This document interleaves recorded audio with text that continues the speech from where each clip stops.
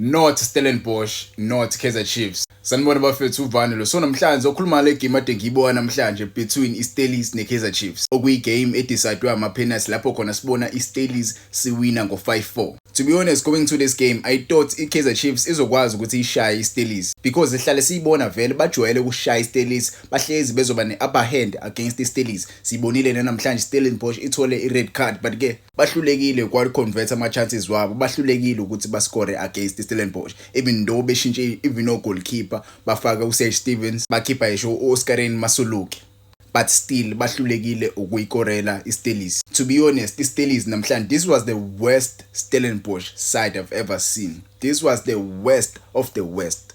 Ade ngaqala ukuyibona iSteelers sidlala, njwayela ukusibona iSteelers sidlala against iKaizer Chiefs. But namhlanje angazi bekwenze njani, like abafakanga abadlali babo abajwayele ukudlala, they didn't bring abadlali babo laba bashisayo. You saw De Jong ade sebenchini, you saw uLumshidelo Mojela ade sebenchini, you saw uCupido ade sebenchini, Sanele Barnes, yabo abadlali abaningi nje ade bengekho namhlanje, abaqalanga abadlali abaningi. But Kaizer Chiefs failed to win against the Steelers. I-issue le ekumele i-address, i-issue le ekumele i-addresswe sekwanele manje. And kunento engiyibonile lapha namhlanje, kunento engiyibonile bafethu ngosikhathi sekuyoshaya lama-penalty, igame isiphela lapho kona sekumele kushintshwe khona uNtwari kungene bani, kungene uVuma, ushintshwe uNtwari kungene uVuma.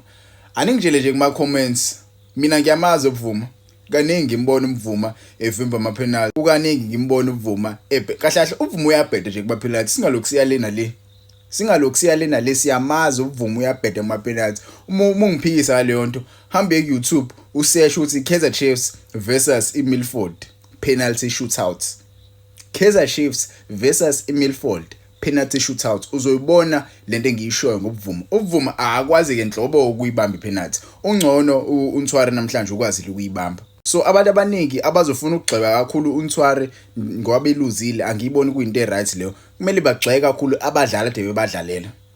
Kaizer Chiefs ade better, Steelers naso ade sibhetter. But ke iKaizer Chiefs ibe nawo amathuba bafethu, ama-forwards abo kumele si-address i-issue yama-forwards. Kaizer Chiefs bathe ngiyi-track eningi, but they fail to capitalize, they fail to score. For me, I think bathole i-striker coach, yona kuphela into abamele bayithole right now, i-striker coach nje phela, because ayikho lento esiyibona lapha. They even signed uKhanyisa Mayo bafethu. Ngeke ngazi noma mhlambe bengadlali kahle, noma mhlambe iservice bengayitholi from umdlalo wabo udlalo number 10. Namhlanje umdlalo number 10 weKaizer Chiefs, umdlalo creative weKaizer Chiefs, angimbonanga. Mhlambe ke ama-fans azongizela ngokuthi hayi Vana uyilandela iChiefs. Bro, ibhola ngilibukile namhlanje, adingeka igame etheni bengayibuka. Ibhola lapha eshaya ngilibuka kakhulu, yabo. So obvious bengizoyibuka igame yeKaizer Chiefs versus Steelers, and into engiyibone namhlanje ibiyihlazo kakhulu, angifuni uqamba ibiyihlazo kakhulu. The only player mina for iKaizer Chiefs engimbonile ezama umthetho mina for me kule game lihlezi ngintshela umthetho. I like the way he plays, I like the way umthetho edlala ngakhona. It feels like udlala yedwa medlala lapha kuKaizer Chiefs, angazi kwenzakalani, because uyakwazi ukudlala umjidi, uyakwazi ukubasiza defensively, uyakwazi futhi ukuya forward ayo add ama numbers phambili. And uma uyizwile lento ade ekhuluma ngayo isiphela igame, ade ekhuluma ngayo enxusa ama-fans, ewanxusa nje ama-fans ukuthi abekezele. Akukho lula i-pressure abanayo, i-pressure abayitholayo, bayazama nabo, yabo, bayazama nabo abantu. Ingizwise ubuhlungu kakhulu leya post match interview ezithola u100k, ezithola i-Man of the Match award. Ade ngekho mnandi umjida, uyitholile nje i-Man of the Match award, but ade ngekho mnandi. Umbonile ukuthi beyifuna ngempela le win le, ubeyifuna. Why beshayisa uMorris penalty ngempela? Like enye nje izinto lezi ekumele highlight. Why shayisiwe uMorris penalty? Noma mhlawumbe ujwayele ukuthi uyakwazi ukuyishaya, but yeah, that's a story for another day.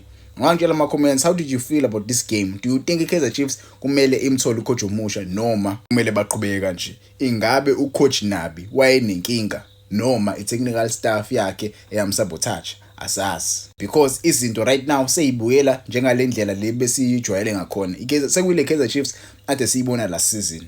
But ke ucoach Nabi ngosikhathi engekho, iKaizer Chiefs ibenza kahle bekhona laba. But yini manje sihlukile, because izinto seyibuyela the same ade zizona last season. kumele nje bangamthethisi uNsware ngalento ayenzile, kumele nje aqhubeka abe ugoalkeeper. Lento le ayenzile ikhombisile ukuthi ubrave kakhulu uMjida, ukwazile ukuthi ayibambe ipenalty yabani ya De Jong. Anti futhi ngempela ukwazile ukuyibamba ipenalty ya De Jong. Njengoba ibambile ipenalty ya De Jong, why abadlali behlule ukora? Why abadlali bengakwazi ukora? Because usewenzile yena umsebenzi wakhe. Vele sekuzothethiswa yena. Kuzothethiswa yena ke manje. But yena ngokwakhe uwenzile umsebenzi.